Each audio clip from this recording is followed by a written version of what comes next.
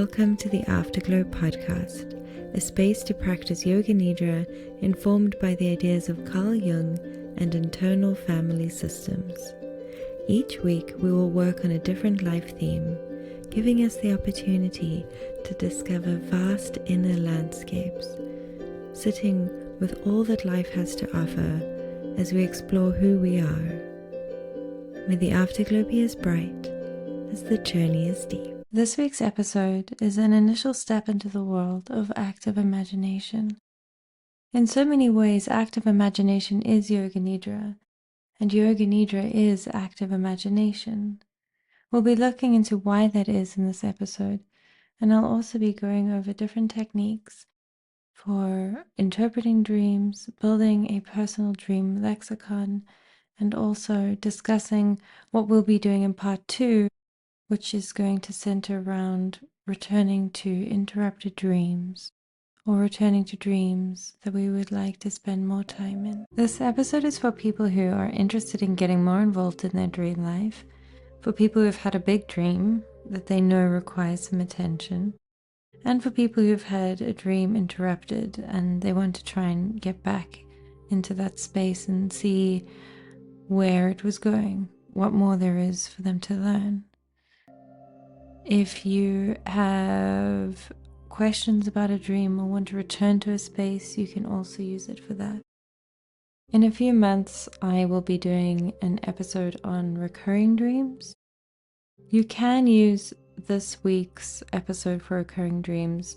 However, if you're happy to wait, I suggest doing so for the recurring dream episode. In the meantime, this is a really good start for anyone who's interested in dipping their toe in Dreamwork. You do not have to have prior knowledge to Jung or active imagination to do this practice. I will be referring to Robert Johnson's inner workbook and his guidelines for active imagination and Dreamwork, but I will be giving you all of the necessary information in part 1 so that you are fully prepared for part 2. Not that you need too much information. As always, you're doing most of the work in the actual Yoga Nidra. These companion episodes are to provide context and to deepen our understanding of what this practice can offer us. There is never any explicit demand for certain information to do any of this work. Right, so what is active imagination? Active imagination is a method that was developed by Carl Jung that allows the conscious mind and the unconscious mind the opportunity to engage meaningfully by exploring symbolic inner landscapes within one's psyche.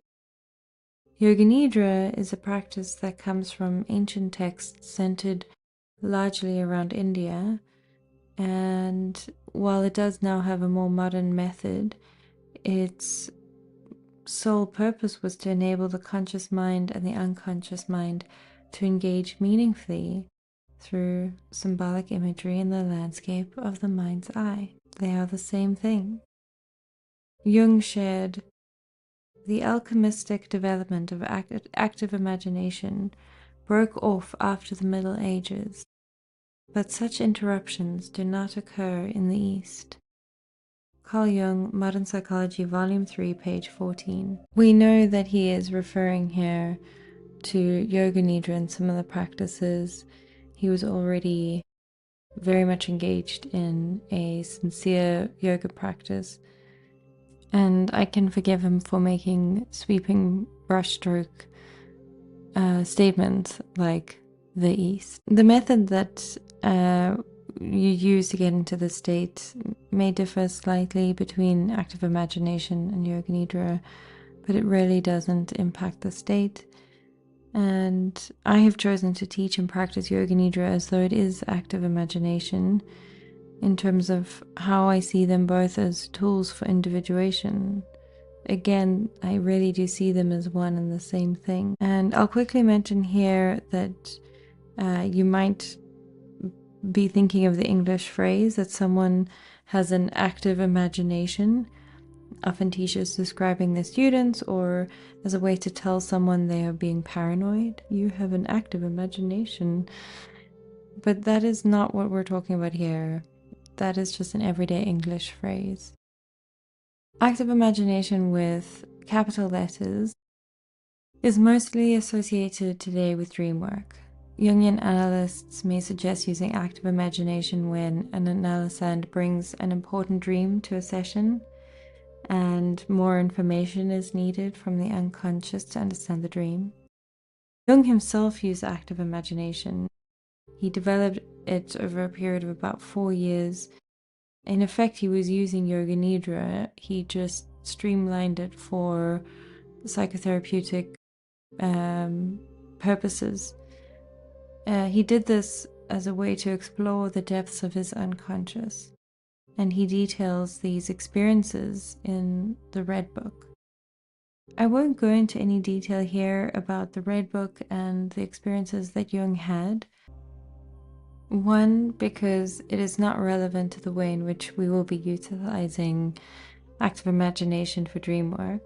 And two, because it is such a specific part of Jung's work, and it is a lot more esoteric in the true sense of the word. And what I mean by esoteric in the true sense of the word is that very few people have the knowledge of it. I believe that there are very few people with the credentials and wisdom to speak about the Red Book, let alone trying to formulate practical, applicable methods for others to use. What I mean is that in the last few years, I mean, the Red Book's been out since, published since 2009. So, you know, in the last maybe 10, 15 years, people have marketed retreats and workshops for self-inquiry work based on the Red Book. I think there are probably cases where it's perfectly fine and it's mostly a sort of marketing thing. Nonetheless, I believe that the people who have the clearest view of the Red Book and the practices described in the Red Book are most likely, almost definitely, going to be Jungian analysts. And at least from what I can gather, none of them are suggesting anybody does these practices. And I think that one should be wary of signing up for those kinds of workshops. By all means, trust your gut and do whatever you want. There's no part of me that wishes to instruct anyone in any way as to what is right or wrong. I do though think that there is value in drawing a line in the sand for yourself and in sharing where that line is when it's appropriate. And I think that it's appropriate for me to share that this is the line that I've drawn for myself in my own work. I teach Yoga Nidra one-on-one. I do workshops and classes. I run this podcast. The practices that I teach are safe and easy and accessible.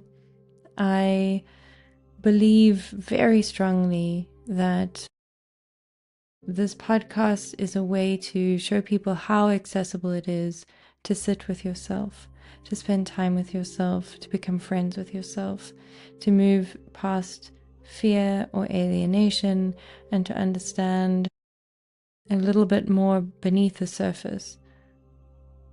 That being said, I am not instructing anyone to excavate and mine deep, deep, deep within themselves, turning themselves inside out. So that is, to me, is a line in the sand. And it's not just with Yoga Nidra active imagination. There's a whole world of self-inquiry work that doesn't even know what Yoga Nidra is. I mean, there's, you know, psychedelic retreats like ayahuasca and guided mushroom meditations, and there's silent retreats, and there's Darkness retreats is becoming a thing now, or has been a thing, but it's kind of having its moment in the sunshine at the moment. There's, there's meditation practices that completely skip past the mind, the psyche, any of that, and just go straight to the soul and the soul's ability to know itself. The world of self-inquiry work is massive and vast. I am taking really easy to apply ideas and concepts and encouraging people to feel more confident to close their eyes and just hang out with themselves. I do it by giving them these guided yoga nidras so that they feel like they can hold on to the rope being my voice, and they can explore a little bit. And as they get more confident, they can just do it on their own. I don't listen to guided yoga nidras and haven't for many years. But by no means am I thinking of myself as somebody who is capable of offering the wisdom of the Red Book. I love the Red Book, to be clear. I think it's a phenomenal thing to exist and behold, and I think that Jung was an astounding figure for his time, and for probably any time in history, Jung would still be remarkable. And I think that doesn't mean that we need to emulate him. In fact, even when speaking on topics like death or spiritual beliefs or what happens in the afterlife, Jung was very clear in saying that one must figure it out for themselves and not go to their deathbed thinking, oh, Jung said this. In essence, it's good to think about Jung and what would Jung do, but also it's good to not do everything that Jung would do. I say all of this in an episode about using active imagination for dream work because it's important to know that, or maybe it's not important, but it's of value potentially to know that there is a much bigger iceberg beneath the surface of the water. But we're just focusing on how to start the work of focusing on our dream life, how active imagination and yoga nidra are essentially the same thing, and how we're just applying the methods of Jungian analysts who do active imagination to a yoga nidra framework for dream work. It sounds so much more complicated than it is. You know, I even thought of this silly metaphor, but I actually think it kind of helps, which is that, you know, a lot of these things are like dumplings. I mean, most cuisines have dumplings. All over the world there are dumplings. The words may be different, and sometimes the ingredients are slightly different, or the overall flavor, but, you know, whether you're eating dim sum or momos, you're eating dumplings. And there is a sense that the Jungian active imagination is inspired by yoga nidra or very similar practices, and it's same as lucid dreaming, which I'll speak about in a little bit. But basically, in these practices, they're accessible and anyone can do them on their own. There are practices that I do not recommend doing on your own without a Jungian psychotherapist. And just be wary of the fact that there are people who are selling those practices. Again, if you want to do them, knock yourself out. I'm just telling you where the line is in the sand that I have drawn for myself. I mentioned lucid dreaming a minute ago. So lucid dreaming is effectively just another dumpling. It's another version, another method, another form, another name, all for the same thing. For some reason, lucid dreaming seems to have a sort of colloquial reputation for being just like a really kind of fun, superficial way of exploring your dream life more in a more entertaining way. Whether it's being able to live out a taboo fantasy, or whether it's you flying through the stars and sort of soaring through skyscrapers. These things are great fun and can be done just as much in yoga nidra as they can in active imagination or lucid dreaming. I don't know why lucid dreaming sort of seems to have this reputation, but of course there are people who practice it with the motivation of doing it for self-inquiry work. I've spoken to practitioners, and it is in essence the same as yoga nidra. There is the obvious difference in terms of mode of entry. Lucid dreaming, one wakes up inside of a dream. You train yourself to wake up inside of a dream. And with yoga nidra and active imagination, you train yourself. You don't even really have to train yourself. It's much easier.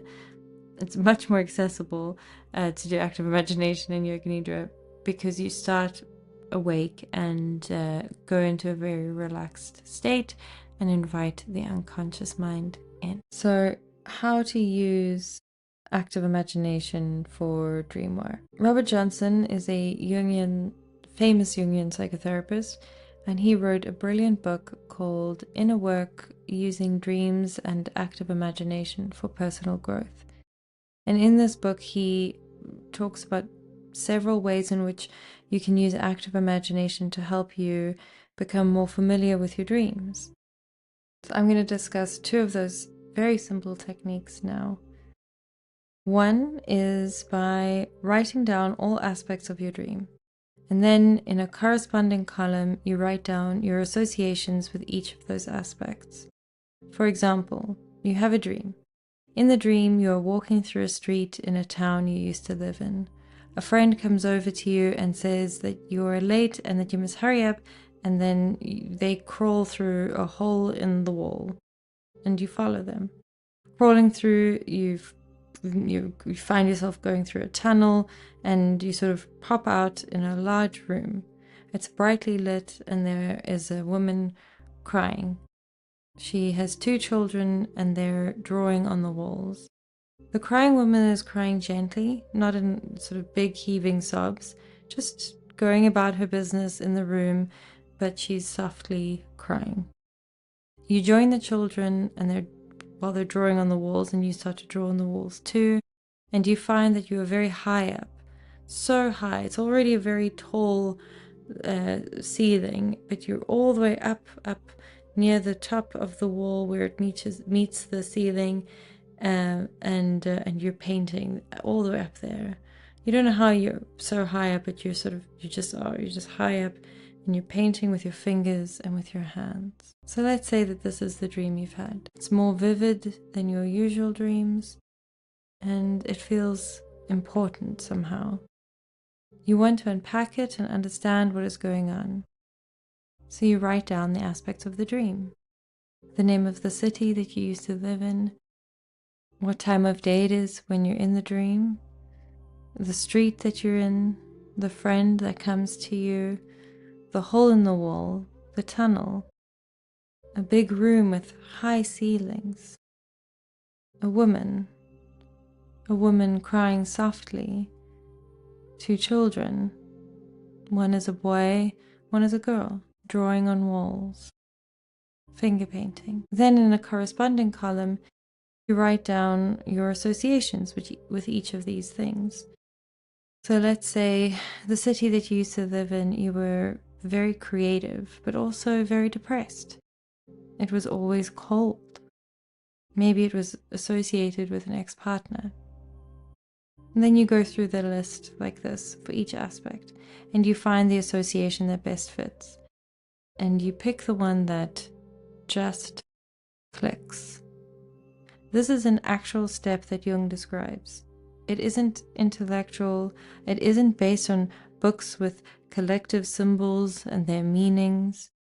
It is about what just clicks. It feels like the right one. It's the right one. It's often easier to find this just clicks feeling when you're having a subjective dream that has a lot of personal imagery already in the dream. Like this example where you're in a city that you already have a personal relationship with. But if you were having a dream of a city that you'd never been to, it's likely that that image is forming due to a collective association. And then that's important because then now we know that there's something of the collective at play in the dream. And so now you've highlighted your list of associations that just click. And the next step is a bit harder to describe because it really is dependent on you and the contents of the dream. But effectively, you see what story emerges from this string of associations. Now, I'll be honest with you. I almost never do this practice of writing down these different columns. It is possible that I might get more out of my dreams if I did it more often, but I don't think that Robert Johnson was suggesting that any of us do this practice all of the time and for all of our dreams. It's more of a way of describing how to move through the dreams to gain more understanding of your unconscious, to get more confident in reaching for these associations. So you can do this in your head, you can write it down, you can just write down your thoughts and feelings as though it's a journal entry, whatever works for you. But it's good to imagine this in your head, that you have this sort of system of columns, and that way we can start to piece things together, pull forward a certain narrative from the unconscious. And over time, you will build a personal dream language. I have a few places that I return to in my dreams. If I'm in one of them, I know that it relates to a particular part of me, a place in my mind that carries certain feelings or beliefs. For example, there is a suburb in Cape Town called Bo-Kaap. It is a very old part of the city and has always been predominantly populated by Muslim communities. During the apartheid, it was a designated segregated area for Cape Malay Muslim communities. This suburb sits on the foothills of a hill in Cape Town called Signal Hill. The streets are narrow with small buildings all squished together, often on cobblestone alleyways. To tourists, it is a suburb famous for colorful historic cottages. But to my mind, I have a different association, a personal association. It is always nighttime. The streets are lit by orange streetlights. It's old, and many of the buildings are crumbling. The community is insulated. I am an outsider, but there is almost always something I need in one of the houses. There is often a candle in the window or a secret passageway that opens up to me, and I follow it. And in one case, it took me to a decrepit building that had been abandoned, and deep inside of this building, there was a very old abandoned well, and I climbed into it. In real life, as a child, I went to the Bo-Kaap often, and I associated it with families, with mosques, with spice shops. But when I lay out the aspects of my dream and the different elements that are always present whenever I go there in my dream, a picture emerges. I know that a part of my unconscious mind presents itself as the Bo-Kaap from deep childhood. It is so dark, but there is just enough light to navigate. I always need access to one of the houses. Sometimes I get it, sometimes I don't. There is something I need to retrieve from my deep childhood. I perceive the community as being insulated, family-oriented. Aspects I can attribute to my own childhood mind. Insulated, family-oriented. It has something to do with the manufacturing. making things. There are small factories in this otherwise quiet suburb. The unconscious mind likes to use wordplay. Signal Hill is an apt name for my unconscious to use to drive home the point that it is pointing me in this direction. Signal Hill. I have further associations and insights that I have built around this place inside of my dream life, but I will keep certain core parts of it private. The point I'm demonstrating is that when I am in the Burkab in my dreams, I know what part of myself my psyche is pointing me to. I do not need to release this space in the way that is sometimes necessary when we're being hounded by repetitive dreams. Rather, it is a useful addition to my personal dream lexicon, a place that I keep returning to because every time I need to retrieve something from my deep childhood where memories are crumbling, where there are old burned buildings that have never been replaced, where there is a sense of labyrinthian alleyways, and there is also an energy of suspicion. Why are you here? You don't belong here. You stand out. When you are here, we know that you are an outsider. The apartheid was very effective at segregating and isolating people from each other. And so I am very convinced that the psyche of most South Africans to this day has this element of othering through geographical locations and spaces as a result of this forced and denatured system that we all were forced to grow up in. For you, it might not be geographical locations, it might be something else entirely. And I share this small but heartfelt piece of information from my dream life because I think that it's of value to show you that sometimes it's not necessarily filled with wild cosmic delights and perfect narrative structure, nor is it always easy to digest or understand and place within our everyday lives. And this is how we build a personal dream lexicon. This is why one of my favorite words to describe inner work is landscape. I think that there is a geography that's often at play. Maybe not for everyone and maybe not consistently. It is also just a nice word, landscape.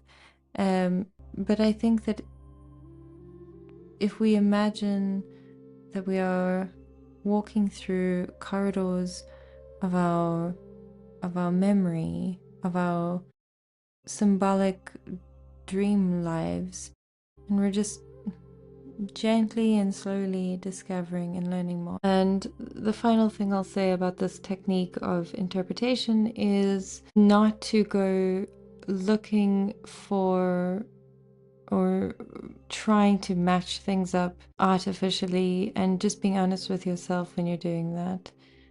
Just be curious about what already is, about what you already know about your dream life. Using the existing clues that you have will be significantly more rewarding than trying to find clues. I also think that it's maybe worth mentioning that there is something of a difference between a recurring dream that wants our attention, that keeps coming back to us because something is left unresolved in the mind, that there is tension in the unconscious mind and it wants you to focus or figure out what needs to be done so that it can be released and that you're no longer plagued by these recurring dreams. Recurring dreams don't have to be exactly, identical.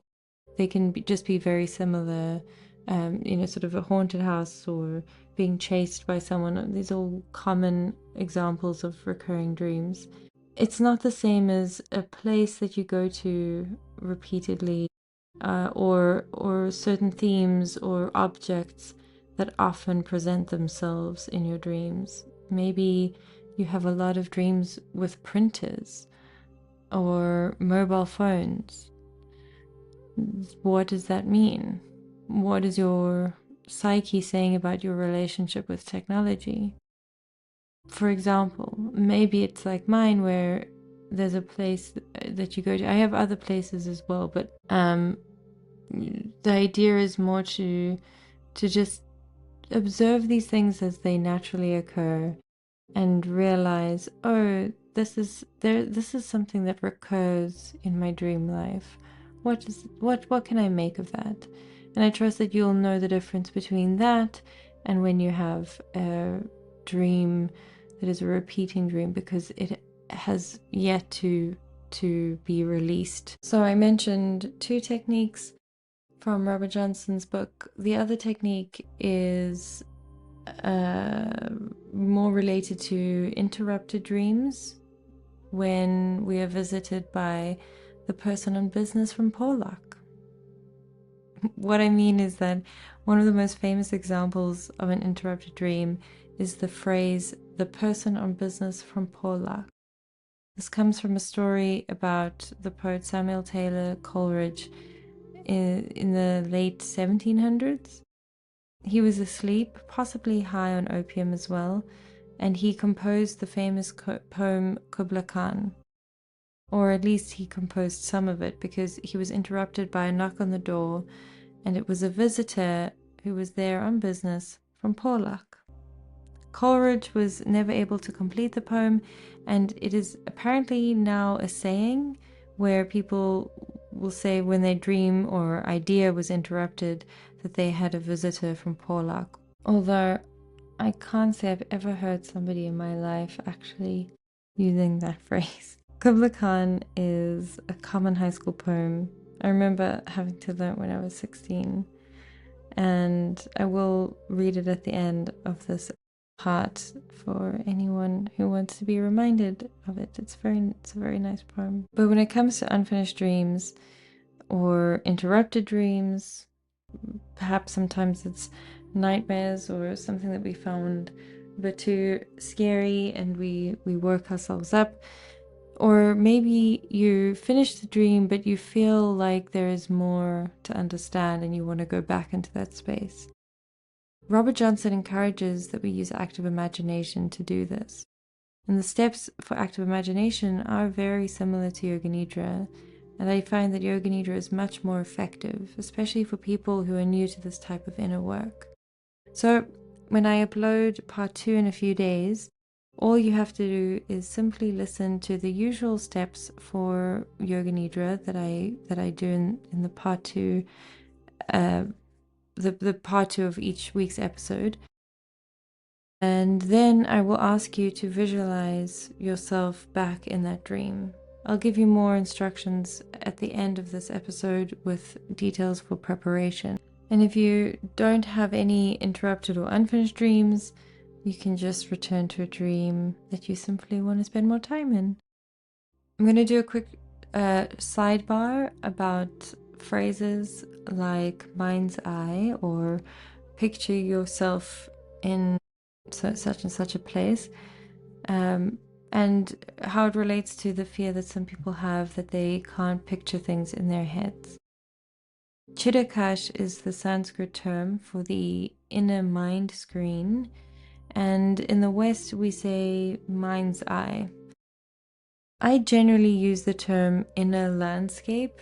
It's all one and the same though, but the word aphantasia has become a bit of a TikTok trend.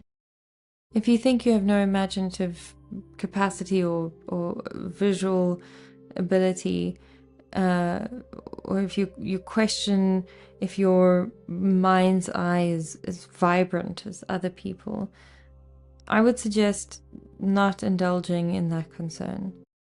Just picture it however you picture it, and don't bother yourself with whether or not you have the same level of detail going on inside your mind that other people do.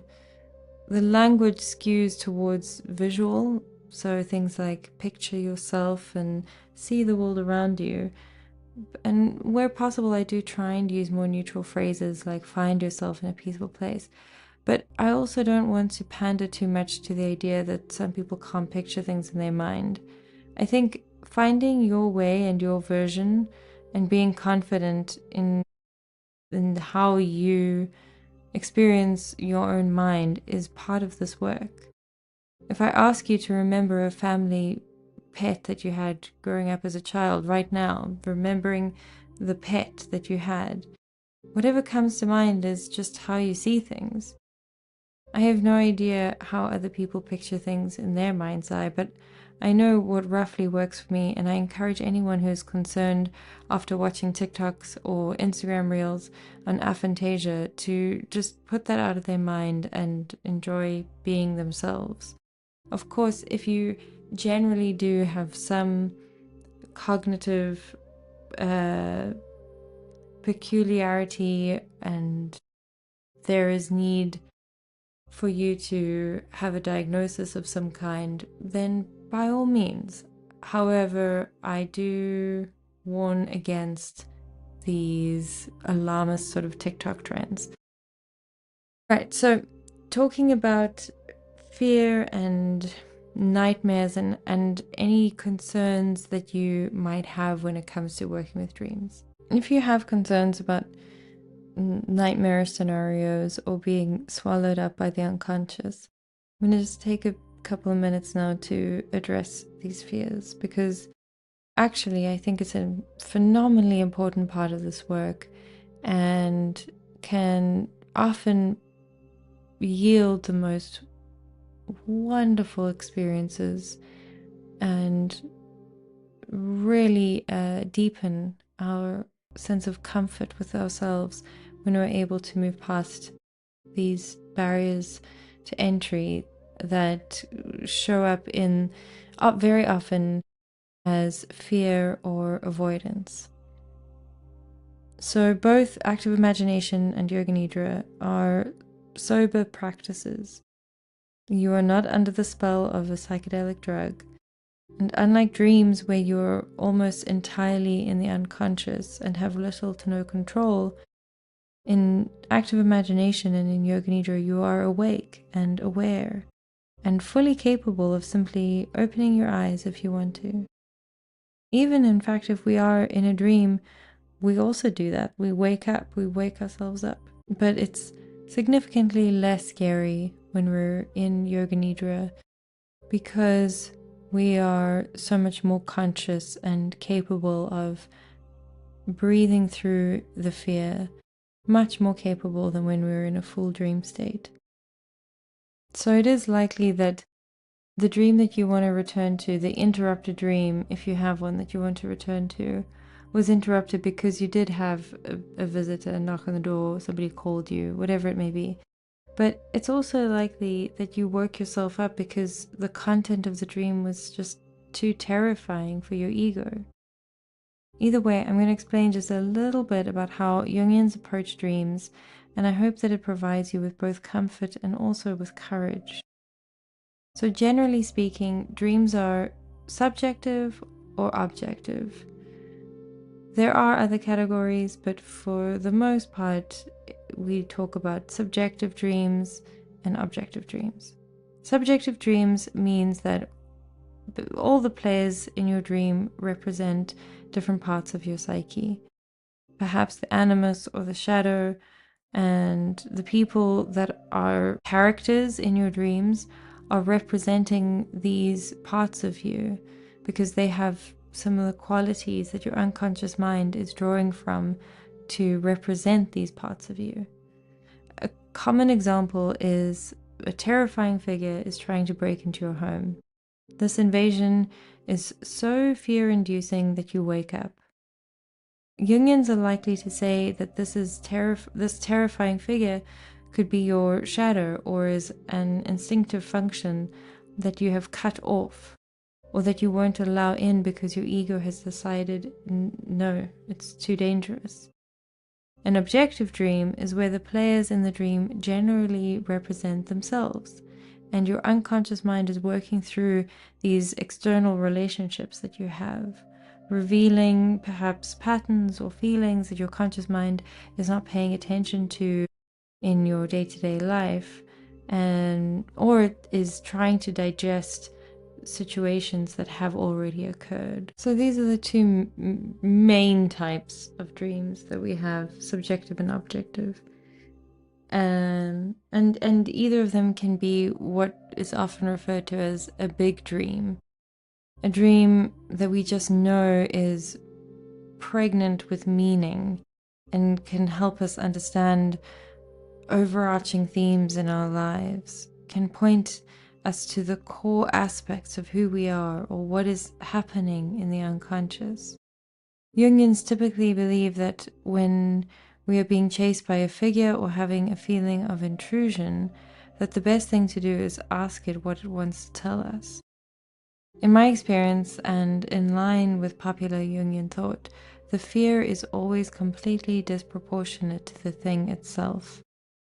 If you woke yourself up from a nightmare because of a terrifying figure in your dream, then part 2 of this episode that I will upload in a few days will be a great way to approach the figure and to see what it wants to tell you. It is often much less terrifying in Yoga Nidra because we are just that much more aware and awake and able to rationally regard these things.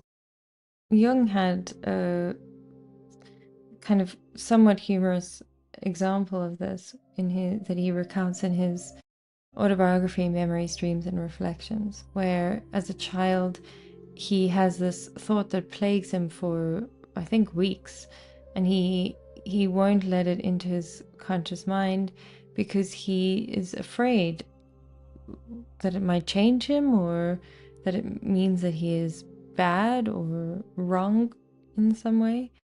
But this thought persists because it needs to be lived out on the conscious plane of his mind.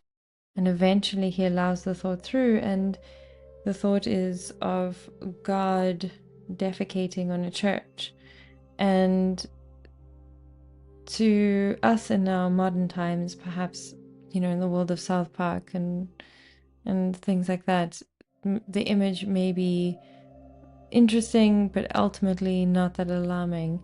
But to someone who is a child in the second half of the 19th century in rural Germany, being raised as a Protestant Christian, this thought is devastating to him.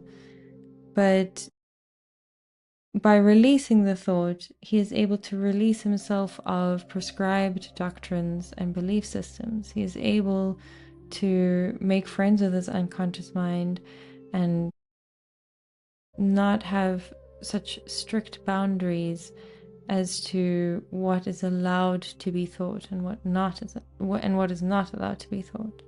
So if you in this state, if you're scared of interacting with maybe a sort of nightmarish figure that you have been actively avoiding, it can in general be really helpful if you call on a higher being or deity, whether it's a religious figure or just the concept of Mother Nature.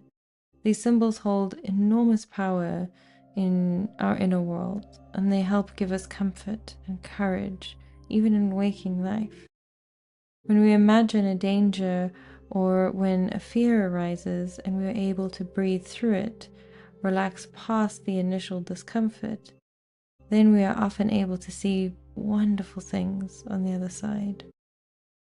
Whole parts of ourselves are now accessible because our fear and uncertainty was acting as a partition of sorts. And here are 2 examples. The first one, let's say that you are unable to forgive an ex-partner for cheating on you. You carry this hurt into your new relationship, and there is a fear that is apparent in some of your dreams, and through doing dream work, you move through the fear, trusting that there is a solid ground on the other side, and you find on the other side that you have access to a much stronger, more confident part of you. The fear blocked you from accessing this space because forgiving the person was wrapped up in your identification as a person vulnerable to partners and their indiscretions.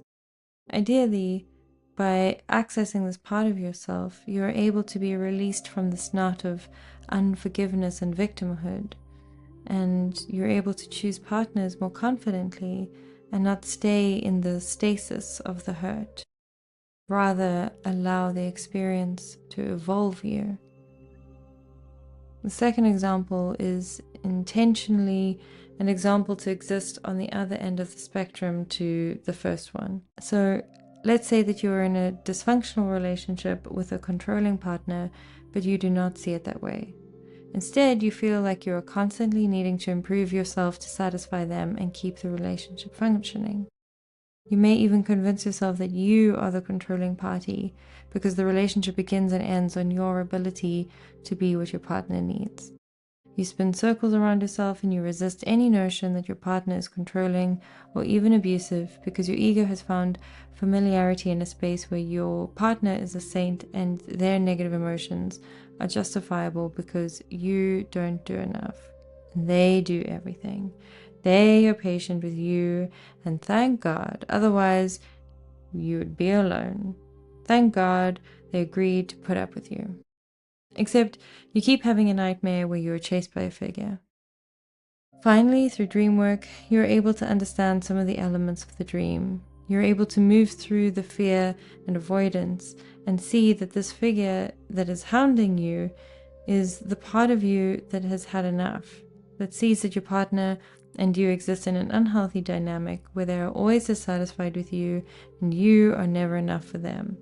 But on the other side of the fear, you see that you're perhaps more vulnerable than you would like to believe. In both examples, it is hard to make progress when we keep these walls of fear up.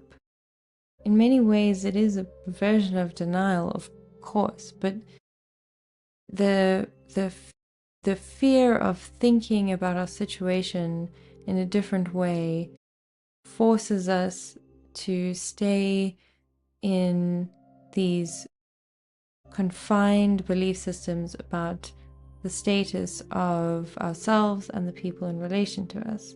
And when our unconscious mind wants us to shake things up, wants us to see something differently, we can resist it because it's in opposition to how we have been framing things for such a long time.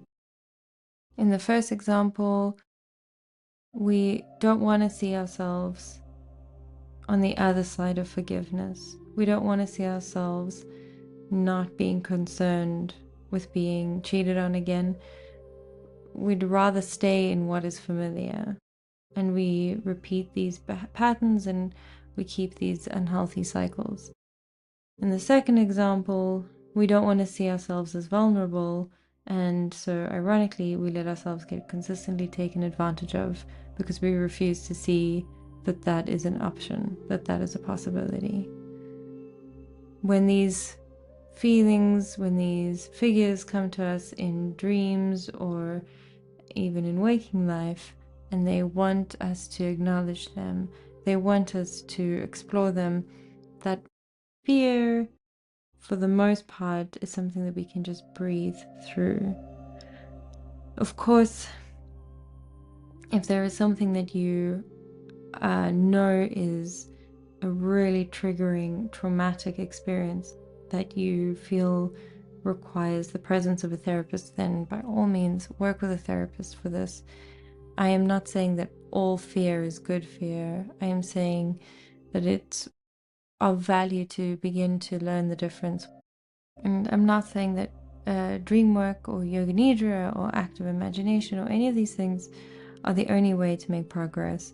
I'm saying that there are effective tools that we can use and become increasingly familiar with as we learn about ourselves and our patterns and our blind spots. Preparation for the Yoga Nidra that I will be uploading in a few days. So try to think of a dream that was interrupted that you would like to return to or to finish. If you do not have one, but you would like to do the practice to explore a dream further, that's great. Absolutely fine.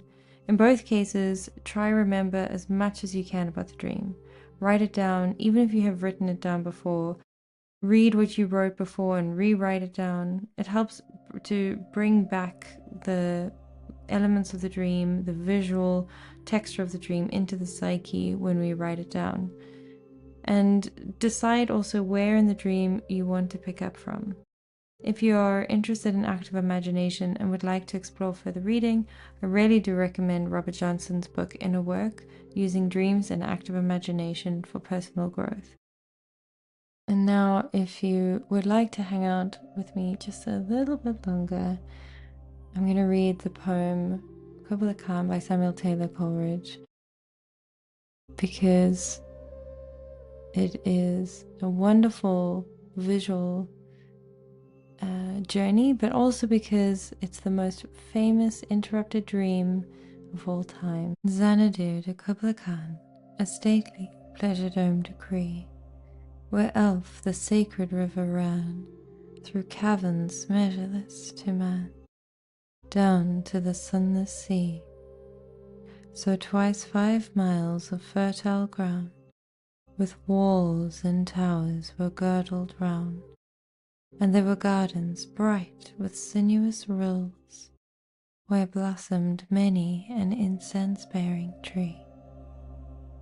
And here were forests, ancient as the hills, enfolding sunny spots of greenery.